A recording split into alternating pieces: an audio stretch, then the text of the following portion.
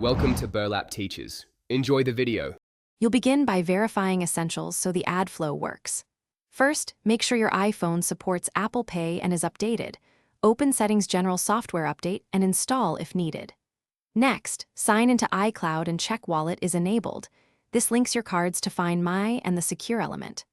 Once done, open Wallet, tap the Add Card button, and position your card in the camera frame or enter details manually to start verification. Now handle verification. When Wallet requests confirmation, choose SMS, the bank app, or call your bank. This step confirms ownership. Make sure Face ID or Touch ID is active, or set a secure passcode.